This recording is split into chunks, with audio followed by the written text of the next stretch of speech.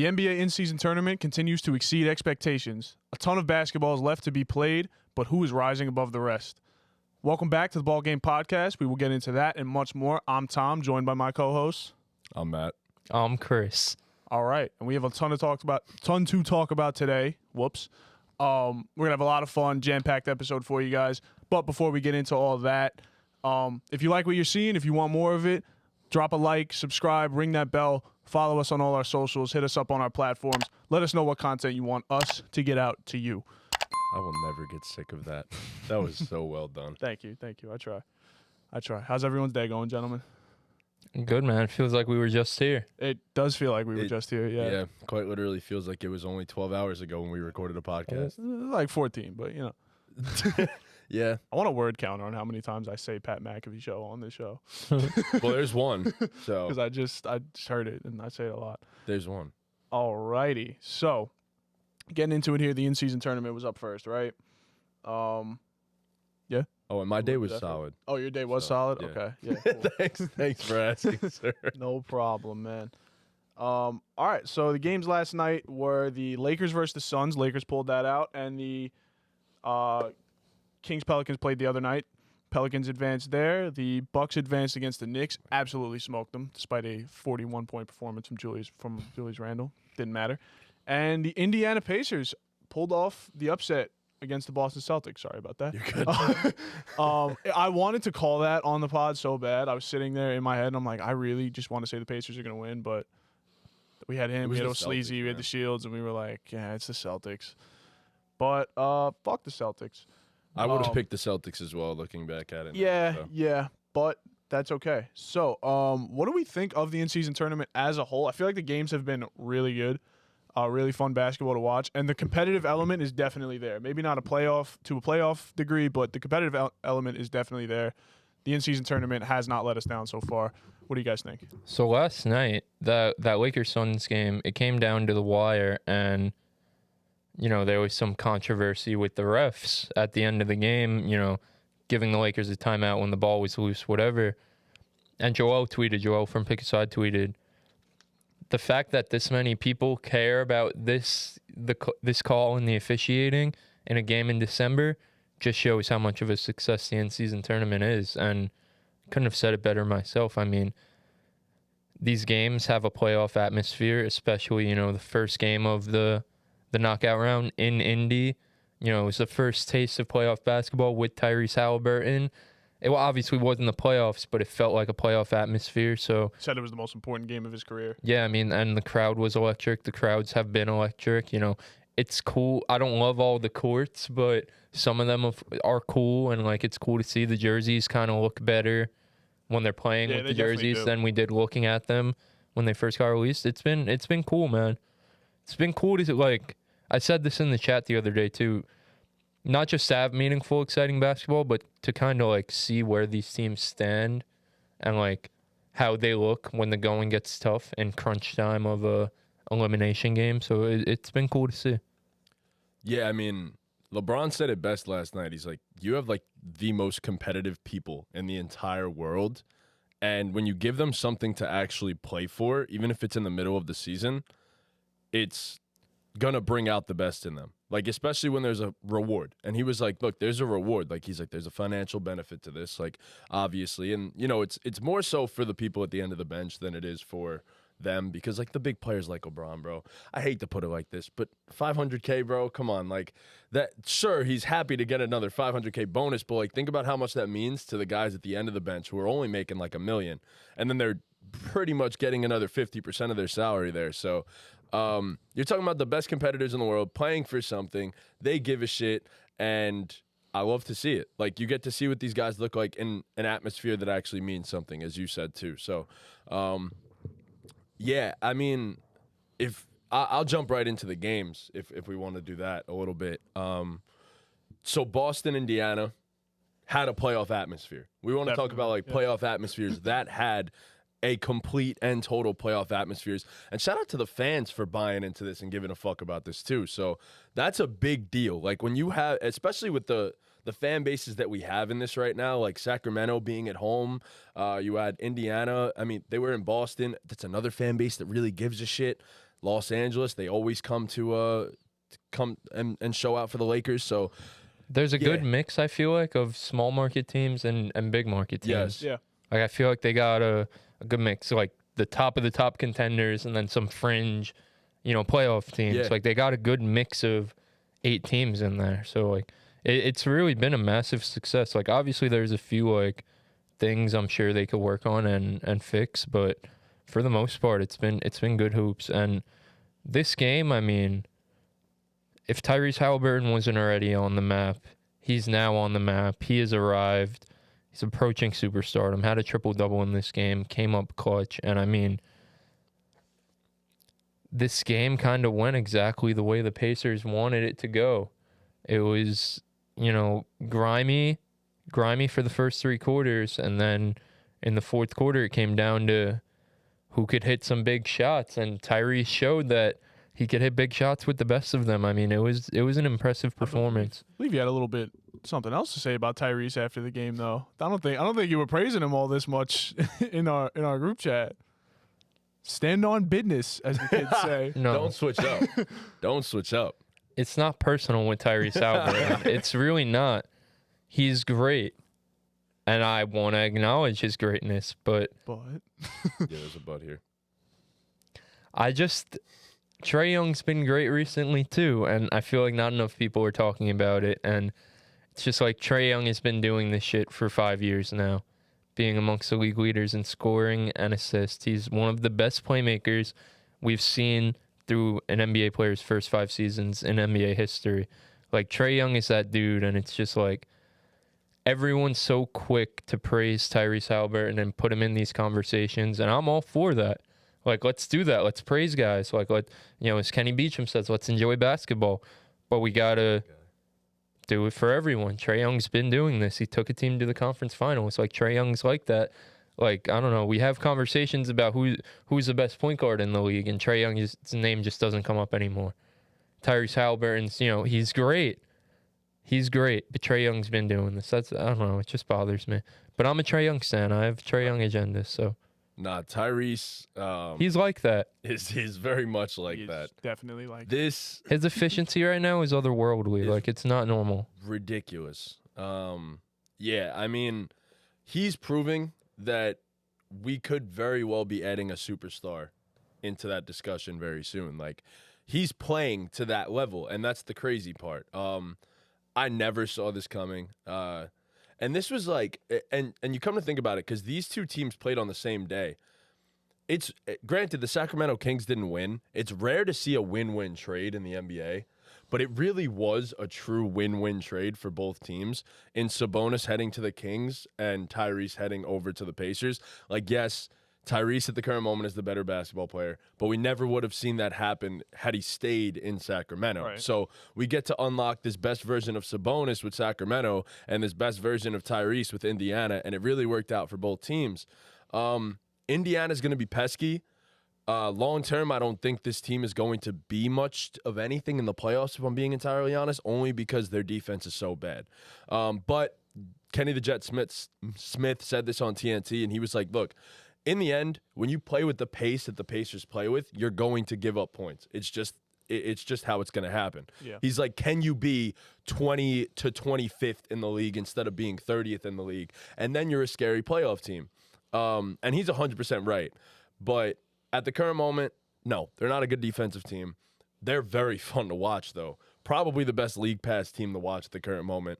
Yeah, I mean, they had 7 guys in double figures in this game. Like, they're just going to get up, they're going to run, they're going to share the ball, they're going to jack up a shit ton of threes. And like you're saying, I mean, if they could get stops when they need to get stops, and obviously this team's not a title contender, we know that, but can they make some noise if they get timely stops like they did in this one? Yes. I mean, this was a dogfight from start to finish. There were a few times where the lead got a little big, near 10 points, but for the most part, this was back and forth all game long. And then in the last, 4 minutes, Tyrese Halliburton just took over, and Jason Tatum stopped making shots. Yeah. And they got, not just Tatum stopped making shots, but the Pacers as a team got enough stops to win the game. Yep. Yeah. This is going to be entertaining. Obviously, we know who they're playing next round and stuff, and we'll get into the predictions in a bit. But yeah, I mean the Pacers are fun to watch. They're a great team, top to bottom. They have offensive firepower. I'm happy to see my boy Obi Toppin hooping. Finally in a role that fits him more, where he's a lob threat rather than standing his ass in the corner and just fucking shooting over and over. But yeah, I like the Pacers team. Just I don't know if it really is gonna carry over into the playoffs. I don't think this ain't a team that I'm scared of come playoff time.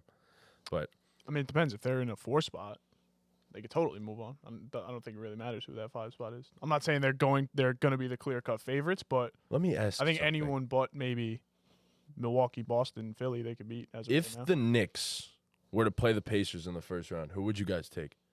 Pacers have home court. I'll even just throw that out there.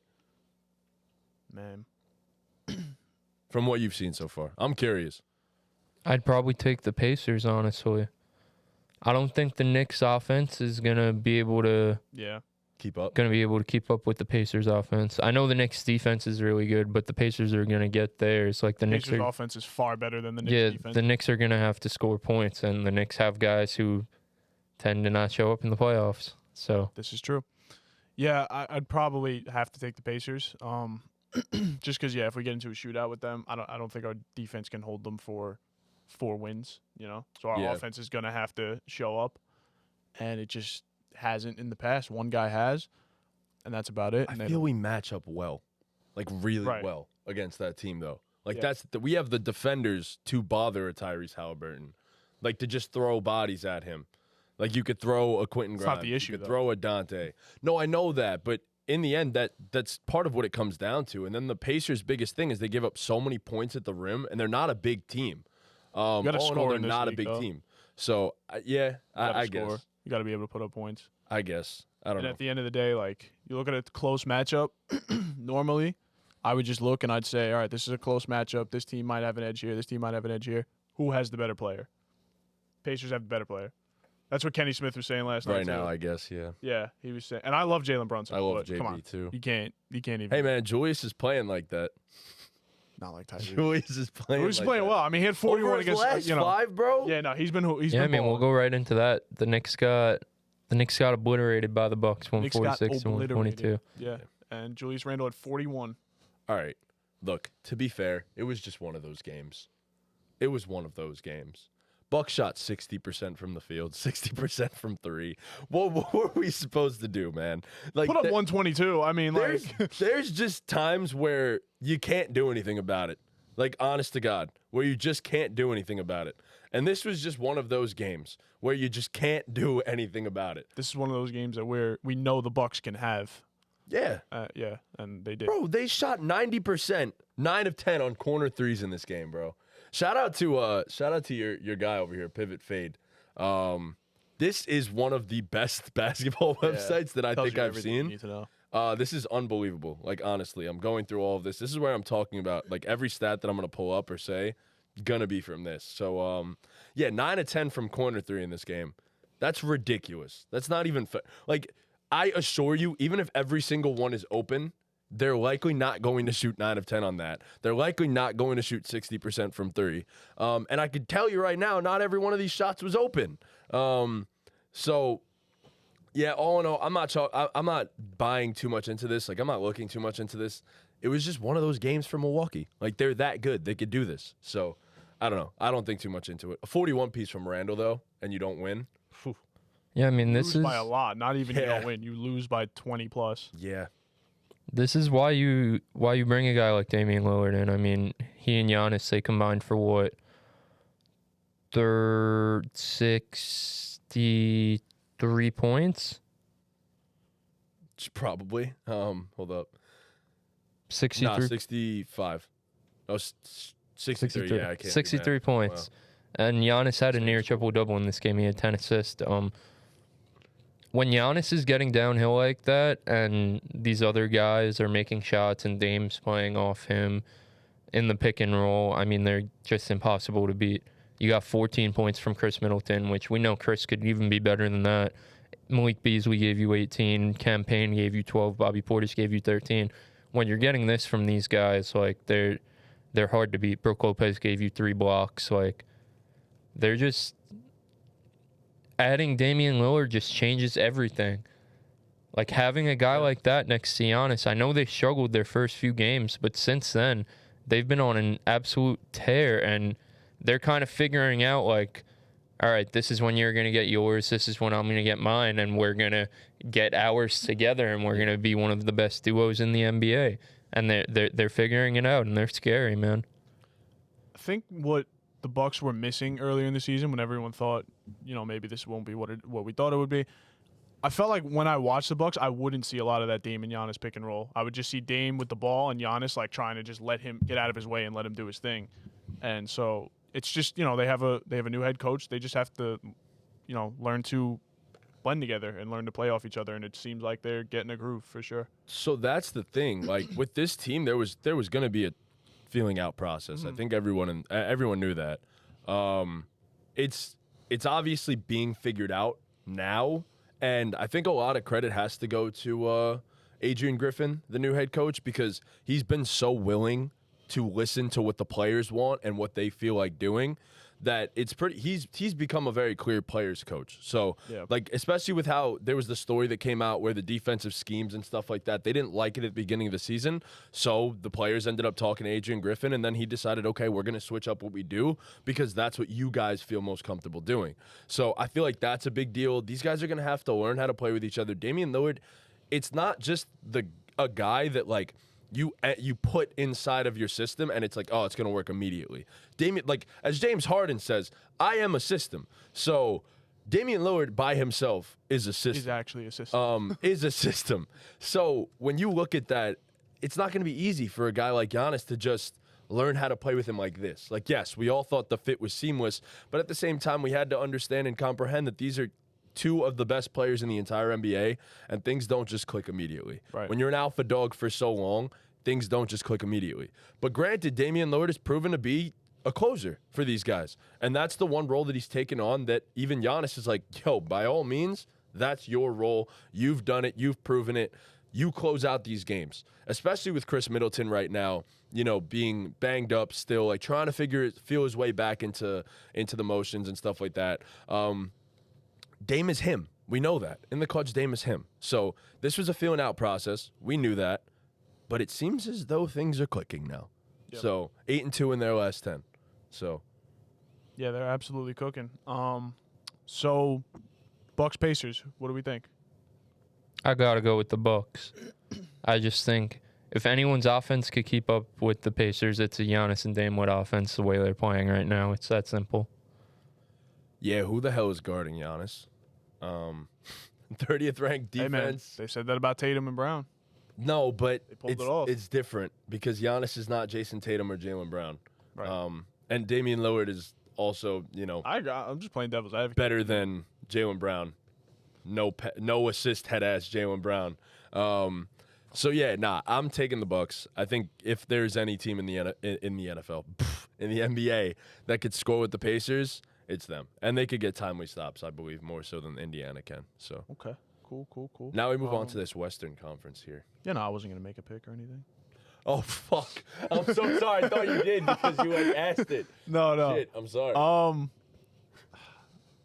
feel bad because I wanted to take the Pacers last time and I didn't. Then take them. Yeah, I'm gonna take them. I'm gonna take the Pacers. They want to win this thing, and they do. They pull it off somehow. They beat the Celtics. We didn't think they could beat them, and I'm gonna take the Pacers. They're gonna pull off the upset. You Okay. watch. Wow, You just watch. kid's going for it, bro. Yeah. So that's Thursday, 5:00 Eastern. At 9:00 we have we didn't talk about the Kings and Pelicans, did we? The beam was lit. It looked like it was over early, and then Brandon Ingram just kind of laid his nuts out there and took over the game. I watched most of that game. Early on, the Pelicans went down, but it just felt like, I don't know, it felt like they were never out of it to me. Obviously, they came back and won the game, so it's easy for me to say that. But it just felt like shots weren't falling and just things kind of weren't going their way. And if they just clicked at one point, it was going to go the other way. And the second unit came in, kind of changed everything. They went on a bit of a run with Jose Alvarado out there, Herb Jones, who couldn't shoot shit early on and then ended up having a great game. So what are our reactions to this game? Yeah, I mean, the Pelicans showed everything that I was talking about on the last podcast, why I picked them to win and why I think they have a chance to win this entire in-season tournament. They started out slow. Like you said, the Kings came out on fire. Keegan Murray, 3 for 3 from the field in the first quarter with 8 points. He looked like he was back. The Kings looked like they were going to run away with it. And then slowly but surely, Brendan Ingram's just going to slowly and methodically get to his mid-range, get to his spots, either shoot that bitch or find an open teammate. And, he finished this game with, to me, a very quiet 30 points. Yeah. He had 30 points. It didn't feel like it. And, like you mentioned, Herb Jones was huge for them. Filled up the box score, 23 points. But what you love to see is 5 rebounds and 5 assists. And he was all over the place defensively, guarding Fox on the perimeter. And like I said on the last pod, Trey Murphy is the X factor for this team. It's clearly obvious. Came in at 16 points in this one. His first game back, he had 18. His ability to just be a threat from not even just the three-point line, from like 26 feet and beyond, to have some type of gravity off the ball. Obviously, it's not Steph Curry level gravity, but still, you have to stay attached to him at the hip, or he's going to burn you. And he's shown he could put the ball on the floor. He's a versatile defender. He could guard multiple positions. Trey Murphy takes the Pelicans team to a different level, and they showed it in this game. Yeah, Herb Jones though, it needs to be spoken about more with him. His scoring this season as well has been incredibly impressive to me. You don't expect Herb Jones to be giving you 23 on a nightly basis, and he won't. But he has these games where he ends up getting this number of points. And the thing is, like, he can attack a closeout. He's proving that.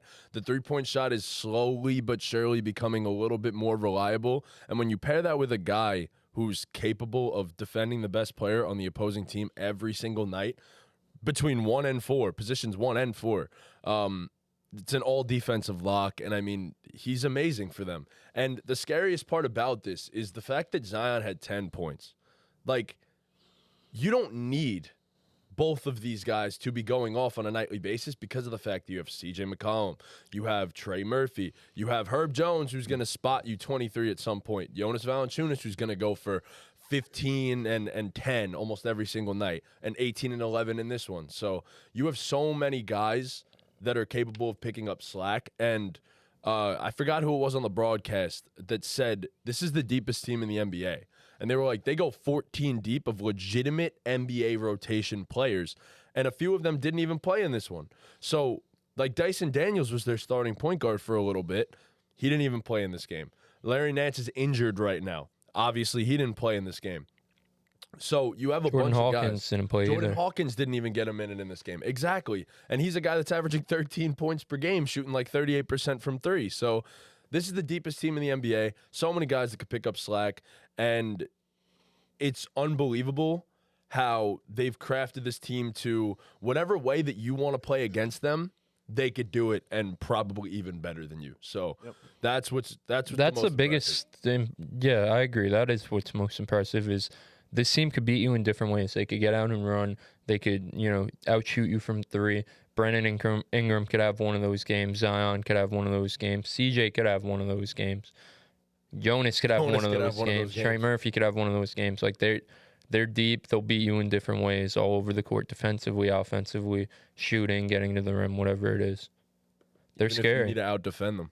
Like, they could out-defend you just with big wings, with Jose Alvarado. Like it's just this team is impressive. It really is. Yeah. But shout out Sacramento. Sacramento's also a very good team. They were fighting for most of this one. Fox had 30, but shot like shit in this game. Yeah.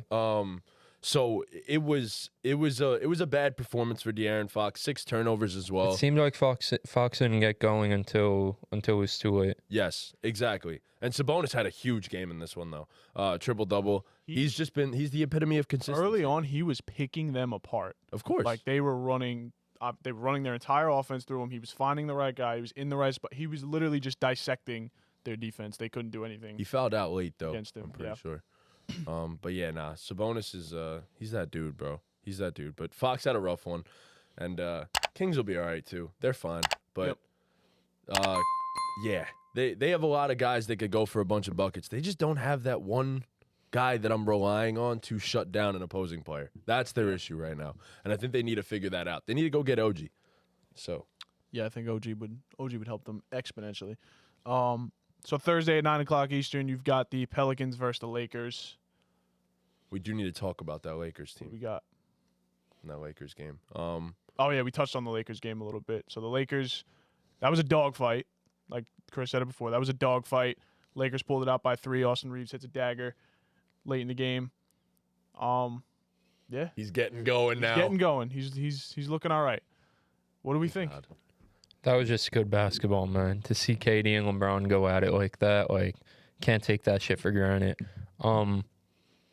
AD finished this game with 27 and 15. He was active early, which you love to see him like exploit, the weakness in the Suns' front line defensively. LeBron's just been magnificent this season. Like, it's actually insane. Finished with 31, 8, and 11 in this one. He was just the best player on the court. A court with Devin Booker, Anthony Davis, Kevin Durant, court with all these stars. He was far and away the best player. He closed out. I know Austin Reeves hit that shot, but LeBron closed out that game for them. The Suns kept, scoring, and like it looked like the Suns maybe could pull away, and LeBron just kept answering. I think there was one point in the fourth quarter where he scored 7 straight, got 2 layups, and then hit a 3. LeBron's playing like this and closing games like this. Like you're not beating them. It's kind of the recipe for LeBron. Keep it close for 3 quarters. He could probably take you home in the fourth quarter, or you'll live and die with it. If he doesn't, then he'll go out trying. But He'll do it next time. yeah, Austin Reeves, like you said, hit what was the dagger in this game. He played huge for them. On the Suns side of things, I mean, can't really be too mad. Devin Booker's first game back in a few games. He didn't look like himself. He looked like he was, coming off an injury. He only scored 21 in this game. Grayson Allen was good for them, but other than them 3, they were just lacking scoring. If only they had another guy that's averaged like 30 a game for a season. Led the league in scoring at some point or something. That could just get on the court. It would really help them. Happen, bro. Yeah. It ain't never gonna happen. It's so just sad, not. man. The 3 of them together would be so fun to watch. At this point, Once they get acclimated, I mean, yeah. the time is ticking down, man. Like, The thing is, like, what Beal are you getting? that's number 1, and number 2, it's will you even end up having enough time to get these guys acclimated to playing together? Like, a trade like this typically needs a full season in the first place, so you don't usually win the first year. So now this is just making it even less of a chance that you are going to be able to win in your first year with the 3 of these guys together. So, the Lakers have their number too, 3-0 against the Suns so far this season. Yeah, I mean, it has to be said, LeBron James is once again a top 5 player in the NBA. And everyone we were talking about how he fell out of that little top 5 thing. And that was a little bit of an argument there. No, he's back. Like this is the best version we could argue of LeBron James that we've seen in a couple seasons, honestly.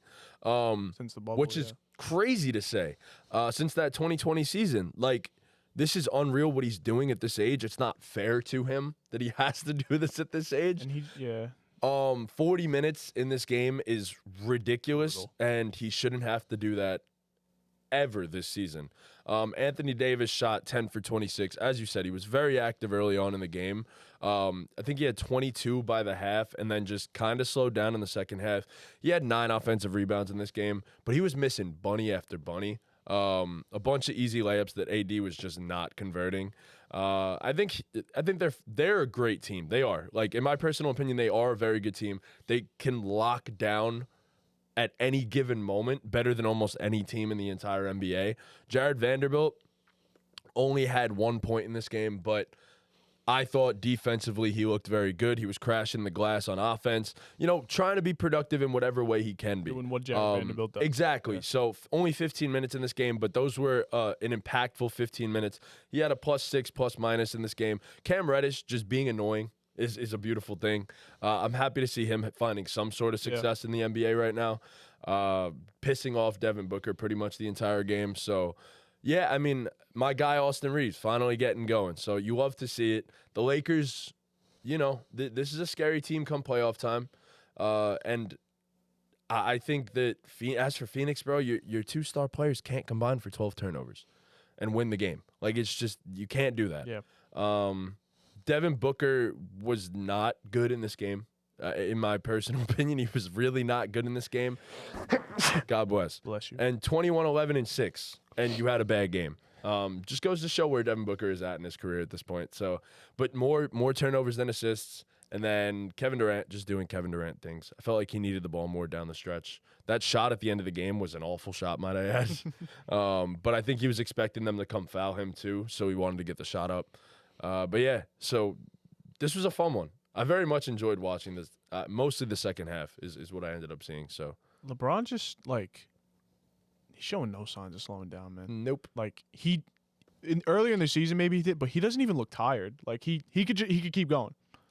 He will go shot for shot, play for play for as long as he needs to, and it just sucks that he does have to play 40 minutes for them to barely win a game, and Yeah. I guess that could be a problem, but like it hasn't been. Like he's getting it done. Scared, man. Yeah, You he did don't have want that that foot injury injury. to come, Yeah, bro. he did have that foot injury in the playoffs last year, and you really just you can't afford to lose him at all. I was expecting Braun to sit in that 30 to 32 minute per game range this season. Yeah, I think he's at like 34 and a half, 35 minutes per game, which just over the course of a season, that's not good. Not good at all. So Anthony Davis has been very good this year, but need him to do a little bit more. defensively he's always there. Oh, yeah, of course. He's same guy every night, but offensively, I've never seen a player look so good, like mechanically on offense, and just not be good. Sometimes. Yes, like sometimes. beautiful jumper never goes in. Yeah, you really Yeah. do need Austin Reeves to play like playoff Reeves last year, and D'Lo, who's been good for most of the season. Solid. Had a rough game in this one, but has been good for most of the season. You need these guys to pick up the slack. Gabe Vincent was someone that was supposed to help do that as well. Yes. He hasn't really played, and when he has played, he wasn't good. So yeah, I mean, look, I like personally Max Christie for this team. I think he's a guy that should be getting more minutes. But yeah, all in all, just an interesting ass game here. This was fun to watch. I very much enjoyed this one. So Yeah. So like I said, Thursday 9:00 Eastern, Lakers Pelicans. Who do we got? I'm gonna rock with the Pelicans, man. I think Brandon Ingram and Zion get the job done. Fuck the Lakers. I'm gonna go with my boys that I predicted to make the NBA Finals, and that's the Los Angeles Lakers. So I think they pull this one out. Anthony Davis is as good as anyone to be able to stop Zion Williamson at the rim, even though I don't think that's possible. And Brandon Ingram, stick Cam Reddish on him and try to get him pissed off, even though Brandon Ingram is, the coolest dude in the world. Yeah. I'm also going to go with the Lakers. I said on the last podcast, I'll say it again. If there's something to be won, LeBron wants to win it. So, Yeah, just don't play him 40 minutes, please. yeah. I mean, Please. it'd be nice if you didn't have to, but he Please. will if he has to. We're going to take a quick break from the podcast to talk about our partners over at SeatGeek. SeatGeek is the #1 ticketing app on the market. It takes all the complications out of buying tickets as they grade each deal on a scale of 1 to 10, with green being a good deal and red being a bad deal.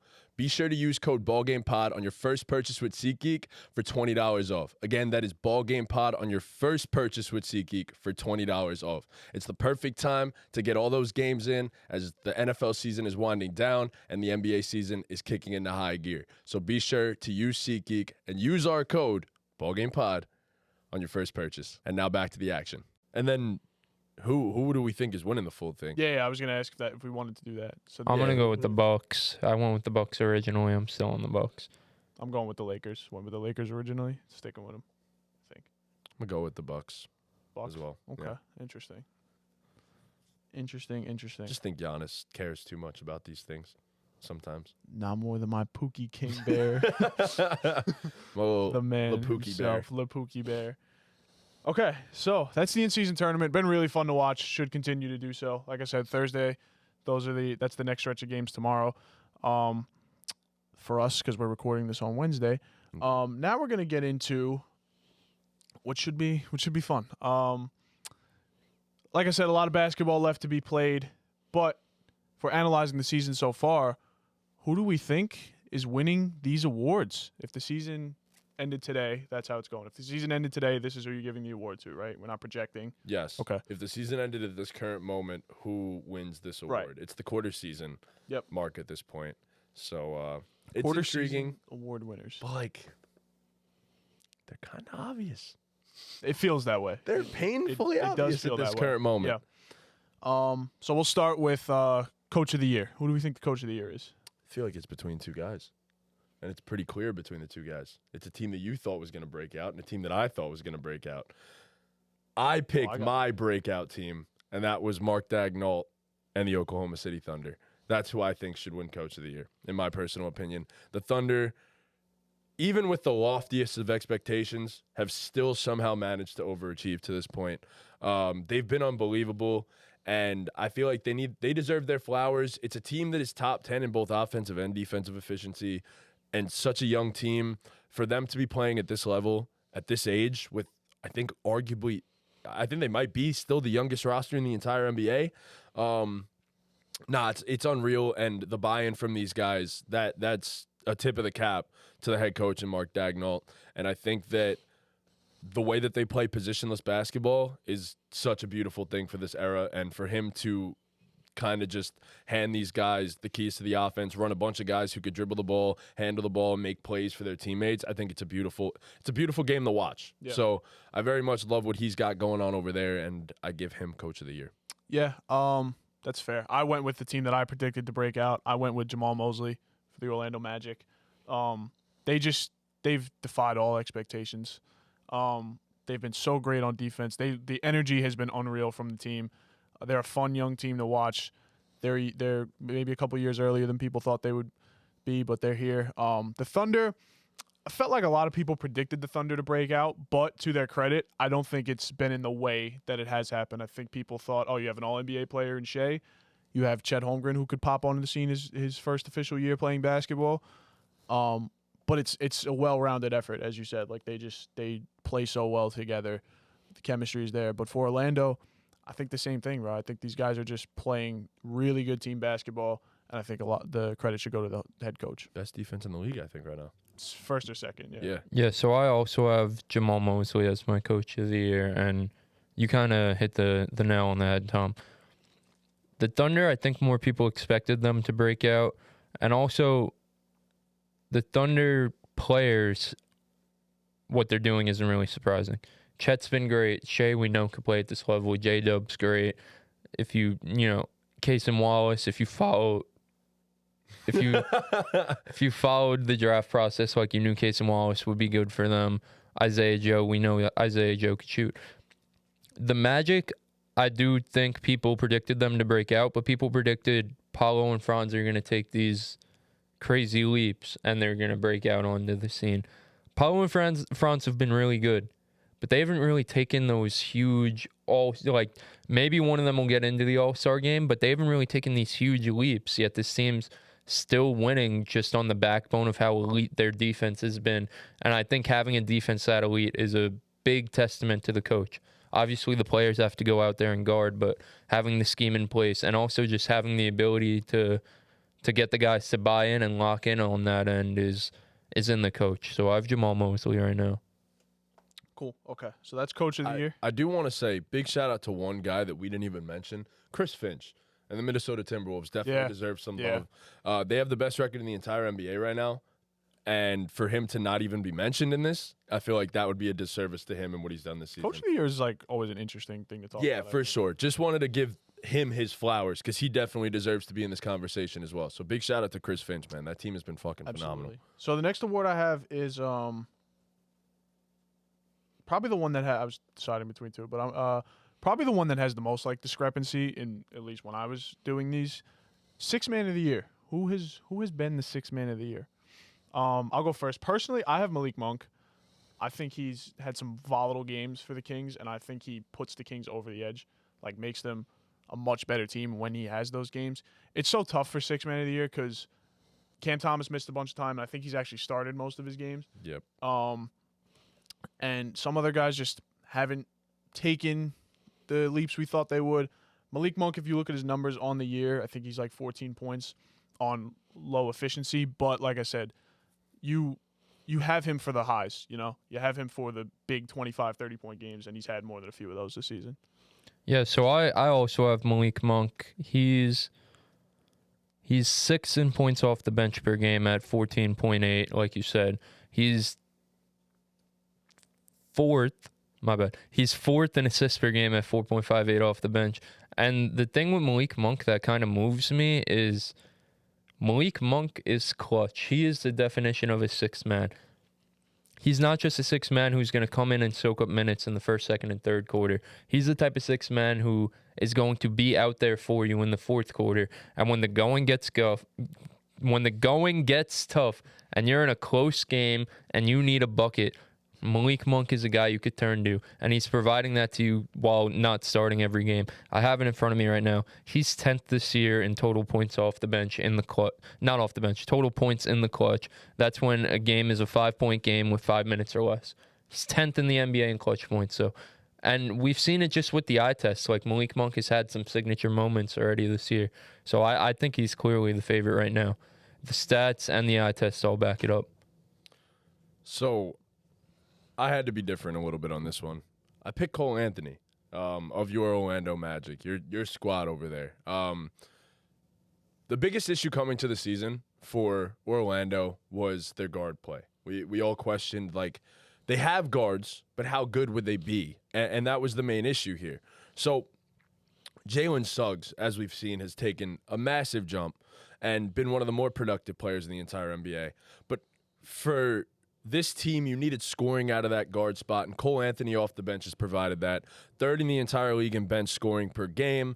And, I mean, he's averaging 15.2, 4.6 rebounds, and 3.5 assists per game on 44% from the field and 37% from three. And you talk about clutch. Cole Anthony is a dog. Like, Cole Anthony steps into those big moments and wants that ball with the game on the line. And for a guy that comes off the bench, I mean, look, you look at his last 5 games, he has a 30-piece in there. He has a 25-piece in there and a 20-piece. 3 of his last 5, he's gone for 20. So, I mean, plus for him to be doing it as efficiently as he is, 44 isn't crazy, but 37 from 3. I mean, for a 6'2" guard, I'm going to take that.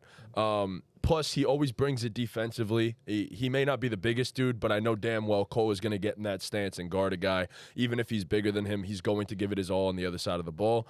And for me, if you could do it on both sides of the ball, you're not a negative on defense, especially when you're giving me points off the bench. That's big for me. So I think Cole Anthony, in my personal opinion, definitely deserves some love as the 6th man of the year. Plus, he gets to the line, and that's a big thing for scoring as well. So it's funny. So the Vegas odds. So FanDuel has Tim Hardaway Jr. as the favorite at plus. Shout out Tim. Shout out Tim. And then Reeves at plus 350, Quickly at plus 450, and then the next two are Malik Monk at plus 650 and Cole Anthony at plus 850. So even if Vegas I could knows. bet, man. Yeah. If we could bet on this shit, I would, man. Like, it's some bullshit. Come on, guys. FanDuel, bring it to New York, bro. Let me fucking gamble on awards. God. So now we get into I'll say the second most obvious award, the most improved player. It's Tyrese Maxey. What am I supposed to what do I say? Like, there's no arguments. There's nobody else. Like, who else can I even argue at this point against Tyrese Maxey? I mean, you could say the other Tyrese, because he's taken a massive leap as well. But I think it's pretty obvious. Tyrese Maxey has taken the biggest jump in the entire NBA. I am with you. Tyrese Maxey's been unbelievable this season. If you want to play devil's advocate, I think the only other guy that you can argue is Tyrese Halliburton. Both the Tyreses definitely deserve to be in this conversation. But yeah, I mean, Maxey on the efficiency that he's doing, and for Philly to not even really take much of a step back without Harden on this team is a testament to what Tyrese Maxey is capable of doing. Yeah, for sure. I have Tyrese Halliburton. I just think jumping from an all-star caliber player to an MVP caliber player is a bigger jump than going from fringe all-star to all-star lock, if that makes sense. That's fair. Tyrese's every single stat is up across the board. Same with Tyrese Maxey. But I think just doing it at an MVP level is different than doing it when you're playing alongside the MVP. So I have Tyrese Halliburton there. I know we were saying in the chat, we got to debate more, but there's not really a debate to be had here. Like, either guy wins the award, I'm not mad. Yeah. It was funny. MGM has Halliburton's odds at plus 3,300. I know. That's I look at it every single day. It makes no sense. 3,300. Halliburton? Yeah. Holy He's shit. like 6th or 7th. Like he's not that high up on. It makes no sense. Yeah. His points jumped from 20.7 to 27. He's averaging 12 assists per game. 50, 40, 88 guy. 45% from 3. He's shooting 9 a game. Like it's not normal. Yeah, for the case for Maxey, just to actually like put the ironclad case out there, I mean, the dude's efficiency really hasn't fallen off much at all. He's taken 2 more 3-point attempts per game. He's still shooting 40% from 3. The man's averaging 7 more points per game. He's doubled his assist numbers this year while dropping his turnover rate, which is That's near absolutely impossible to do, ridiculous. yeah. His usage rate has gone up. His assists per game have gone up, and his turnover rate has dropped somehow, some way. Typically, it's the complete opposite. It's typically a linear progression where your usage rate goes up and your turnover rate is typically going to go up as well. Nah, Tyrese has gone against that. Tyrese Maxey has gone against that in every way. I'm sure Halliburton has actually done something Probably done similar the this same year thing, as yeah. well, which is just ridiculous. The two of these guys are having unbelievable seasons. But it just, for me, the jump that Tyrese Maxey has made personally feels like it is a bigger jump because it's an entire switch and roll. That is what changes it for me. It's not like Maxey was like, oh, I'm just going to become this better player in my role. It was, no, Maxey, we need you to now be the lead facilitator for this team and the second best scorer on this team. And maintain your efficiency. And that you're still so good somehow at, maintain efficiency and become efficient in terms of how you pass the ball and all that stuff. So it was just a complete change in roles, and he's done it seamlessly. So that's what's so amazing to me. But Yeah, shout out to both Tyrese. these guys man. deserve it, man. Yeah. Like, Yeah. without question. All Who right. else would even be up for debate? That's it. And I think the last 3 awards are pretty I self-explanatory. don't think we're even going to argue. We don't this. even have to talk. Like, the Rookie of the Year is Chet Holmgren right Yep. now. Yep. Shout out to Victor. It's just Chet right now. Better stats on a better team. The Defensive Player of the Year is Rudy Gobert. He's back. I can't believe it. He's so back. There's just no Yes. player on as good of a team defense that has the individual So, impact yeah, that Rudy Gobert I has was right now. looking at because I was thinking Anthony Davis, and then I looked up like net rating, and the Timberwolves are just so much better on defense than the Lakers. So it's like Yeah. you can't not pick Rudy Gobert. He's He's anchoring so the back. best defense in the NBA, doing what Rudy Gobert doing what he did in Utah. The chemistry is like so clearly there now too with Yeah. this team, which is amazing. And then the MVP is Nikola Jokic. Yeah. Yeah, It's just no team has separated themselves in the standings, and no player has really separated themselves other than Jokic in terms of the individual value they offer on the court. the only argument I could see against Jokic that people might use is that his team is still good without him, because we see people say that all the time. I think the difference is because they win without him. They won one game without him, really, to be honest, and that was a luck. That was a game against the fucking Clippers who were bro. falling apart. Yeah. I think what's important about that though, when you can be a good team without your best player versus a championship level team, that leap is astronomical. So, but yeah, so it's not like Jokic is doing what like Russ did and a few years ago and is just carrying a bunch of bad basketball players to a Yeah. high seat. Like he's on a great team, but they're so great because of him. And it's just it's clear cut Jokic. I don't know who the odds The have. only other person I think two people you could like, 3 people who could belong in the conversation. Giannis, Yep. Shea, Yep. and Joel Embiid. That's I'll be it. honest, I'm gonna throw a name out there. I don't know how people are gonna feel about this. LeBron. I was just gonna say the same thing. I think if those other guys are in LeBron there, I should think LeBron be could in definitely this be in there. conversation as The well. Lakers The are so- crazy part Yeah. about that, Yeah. he should be involved in the conversation as well. At 38, about to be 39. Ridiculous. If we're opening the conversation to just anyone, That then, guy could be there too. oh yeah. He does we're- not want to say it. He does not want to say it. If we're opening the conversation to just anyone, then KD could be in there too. Yeah. KD's been insane.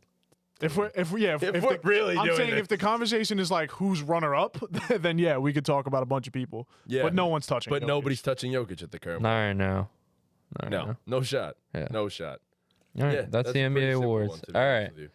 So this is a segment I want to start to introduce. I want to do it on every pod. I like it because I'm not participating in it. I'm just hosting. I just get to sit back, watch, and enjoy the show. It's nice, right?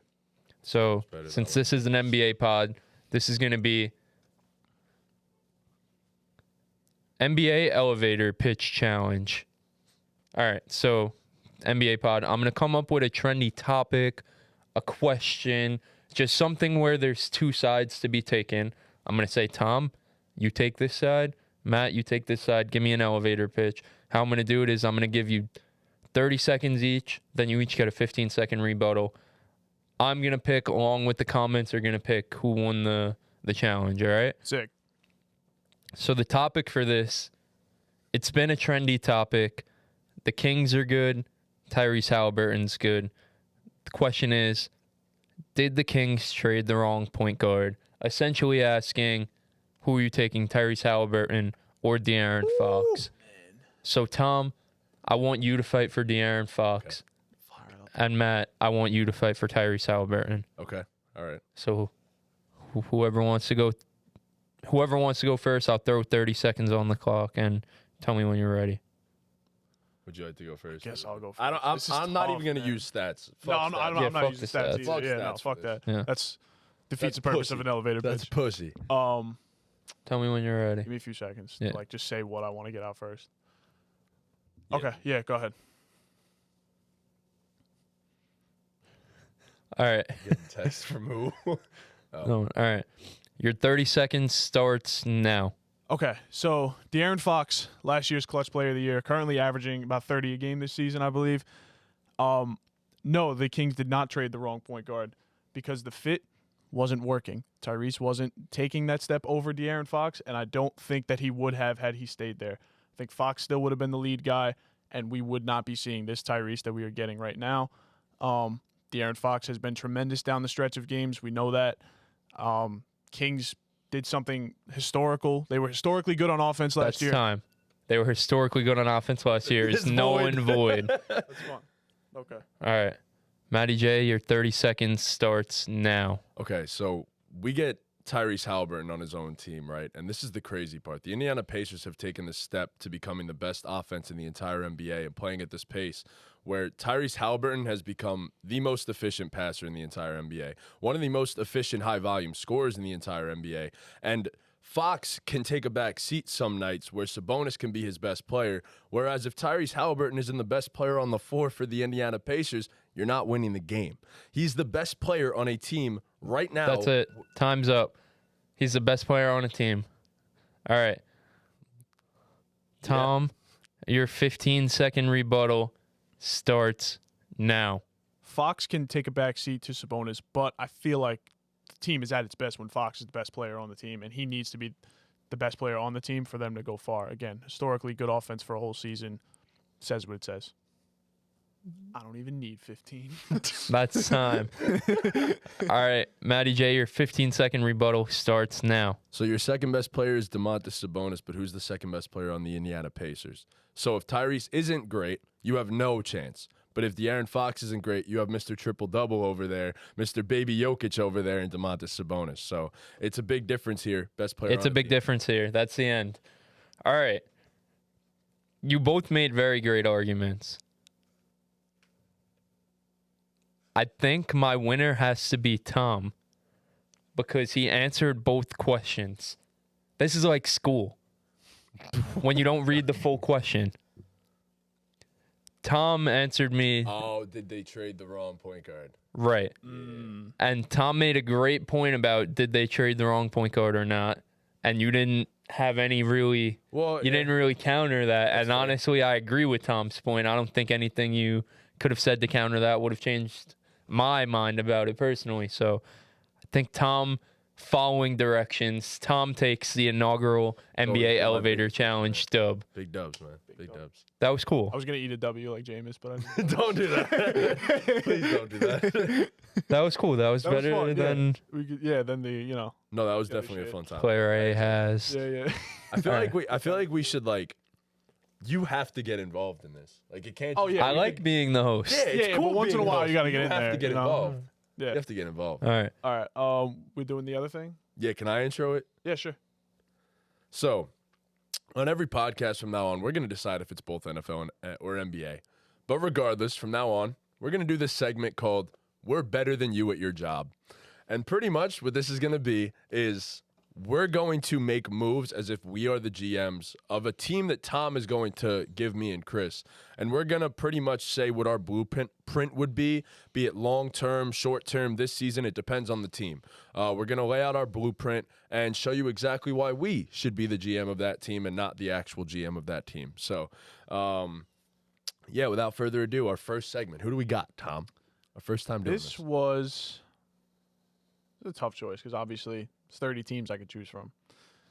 There's Trying to pick a team. By the way, we don't know who he picks, so Yeah. this is on the spot. Trying to pick a team that doesn't have a crystal clear future, right? Like rebuilding. Because if a team's rebuilding, then they're rebuilding. If they're going for a championship, they're going for a championship.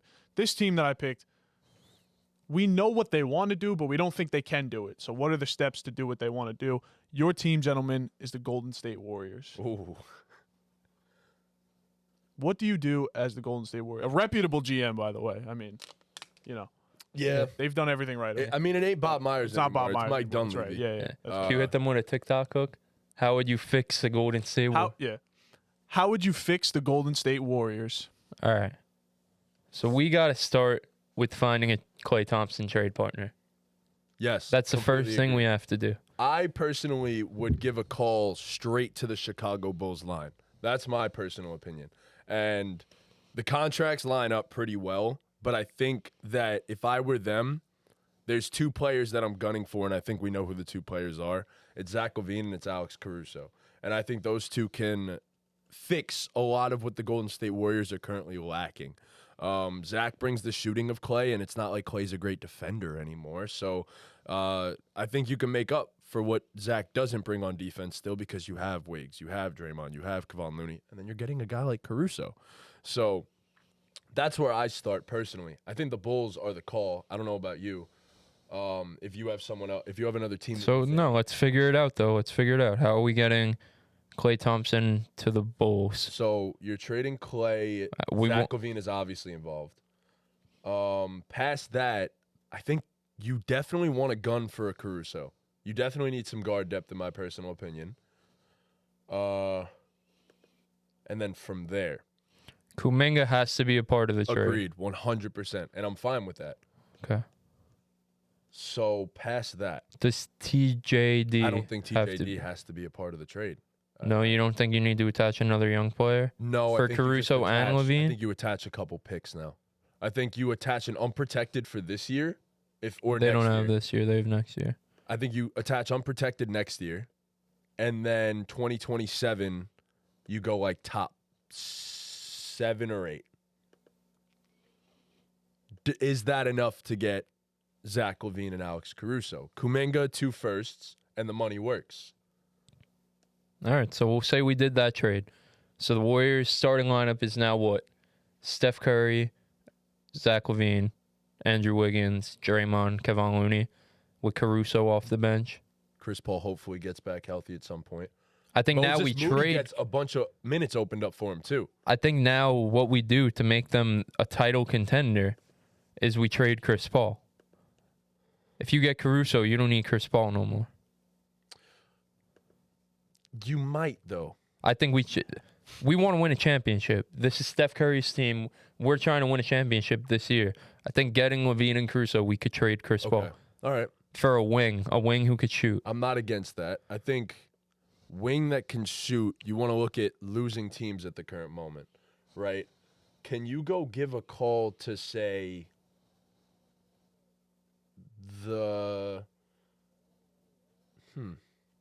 maybe the Spurs have someone. Do they? No. Doug probably not. McDermott, Nah, you want a guy who could defend a little bit too. Chetty Osman. I don't think Chetty is the guy though. No. Let's see. What teams do we see out there? The Brooklyn Nets are an intriguing one, but I don't know if they're going to be willing to just throw guys out there. Like, I think if you give a call to the Brooklyn Nets, would they be willing to answer for Dorian? Would they be willing? And it'd have to be more than that, obviously, to make money work and stuff. But would they be willing to answer for, like, Dorian and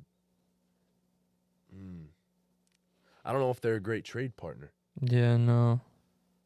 Thinking That's a teams here is tough. Like, you need a wing. It has to be on a losing team because you got to be willing to. What's the status of a Gordon Hayward? That's intriguing to me. So that's where That's I intriguing was to me. landing, but I think he might just get bought out at some point if he's not. But he's playing well, so But what they're if also losing his shit. what if you're Golden State? The money works 1-for-1, but I doubt that Charlotte's just going to accept that. What if you throw a couple, like 2 seconds? What if you throw 2 seconds to Charlotte, or maybe even like a heavily protected first-round pick? I think I'd be down for that. Yeah, the only concern with Charlotte taking this trade is Gordon Hayward's on and expiring. Chris Paul still has another year left on his deal. So they need some sort of incentive. That's why I'm saying a protected first-round pick might be willing for them to take it in the future. And is Chris Paul's a player option or is it a team? Probably a player option. It's Chris Paul, so it's probably a player option. Probably, I would assume. Chris Paul contract. Let's see. Average salary is $30 million. Cool. Oh, next year's non-guaranteed. No. It's an expiring deal All right, so that's the trade. Chris Paul and 2 seconds for Gordon Hayward. for Gordon Hayward. And then your rotation. And you don't have to rely on Gordon Hayward to be playing 30 minutes a game, so you could keep this guy healthy come playoff time as well. All right, so the starting lineup: Steph, Levine, Wiggs, Draymond, Looney. Off the bench, you have Man is Gordon. Caruso, Gordon Hayward. Moses Moody. You have Moses Moody. You have B Pods. You have Gary Payton if he gets back healthy. Trace. Is that a Dario championship Saric. team? I think that's a championship level. You team, still if have I was- Dario. I think that's a championship team. It's much better than what they have right now. It is much better than what they Yeah. have right now. I mean, you talk about a team where, like, This is Golden State. You need a you add championship. Gordon Yeah. Hayward and you add Zach LaVine. Now you're disagree. talking about Yeah. scores right there. Yeah. So I think that's it. I think that's what the You're moves also are. going to get cooked by the fan base for dumping Klay Thompson. I don't think they care. The fan base will be perfectly okay with it when they see that they get Zach LaVine and That's true, Gordon yeah. Hayward back in No, I agree. turn. And they just want championships, bro. Yeah. And they know. Do you see how they're treating Klay on Twitter? Yeah. Our guy No, they hate DJ, him. man, he shits on Klay on a nightly basis. Yeah. So Yeah, no. they don't want Klay no more. I think me and Chris kind of killed that one, and I think it's semi-realistic. So Yeah, I don't see why those can't happen. I don't see why those aren't the moves either. Like, I don't, you're all in, bro. Yeah. You're all in. Word. All right. Draft an NBA lineup with only rookies from this season. All right. Who wants the first pick?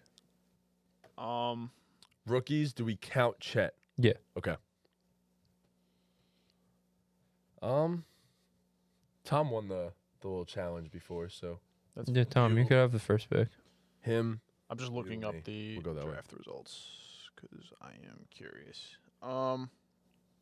Drafting. So this is like You have the first overall pick. You're drafting a taking lineup. going forward or for like one season. Based on this year. Yes. based on this Based year. on simply this season.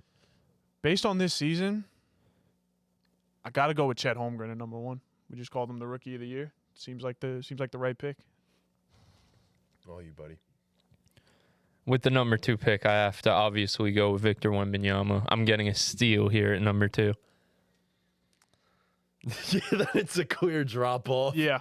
And I don't feel too great about anyone here, like at all. And I don't want to take a couple of these guys with my first pick. But you know what? I'm gonna go with a guy who I know could get me buckets, and he's already proven that so far in his career. And I'm gonna take Brandon Miller. You have back-to-back. Oh yeah, I do. After Brandon Miller, I'm gonna take a lockdown defender. He changed the game defensively by himself. I'm gonna take Asar Thompson. Fuck. Yeah. All right, so now it's back on me. Yep.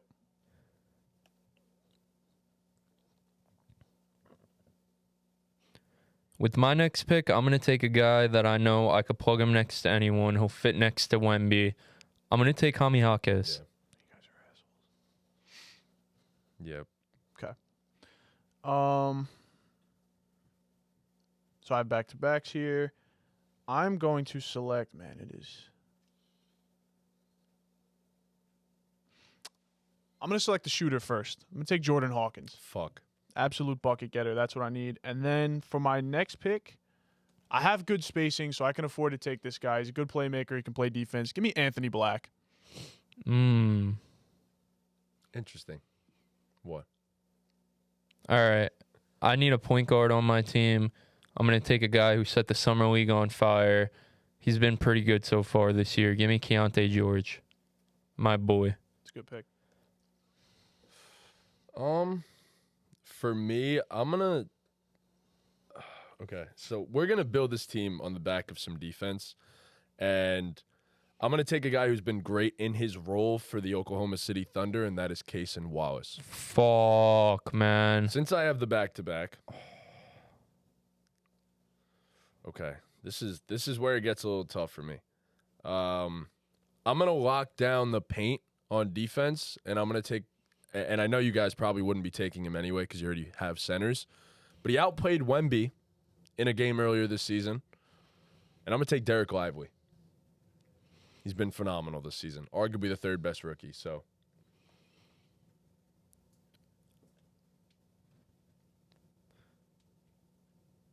With my next pick, we have some spacing. I think this guy's fallen too far. He hasn't been that great, but he's turned it up recently. He's getting better. I got to take Scoot Henderson here. I'll let Keontae play the two. All right. And with my next set of back-to-back picks here, I'm going to take a versatile defender who I liked coming out of the draft. I'm going to take Jarris Walker from the Indiana Pacers. And then with my last pick, so I have Walker, Chet, and Hawkins. So I need a wing of some sort. There aren't many, like, big wings in this draft. No, there really aren't. Hang on. Yeah. But Tough.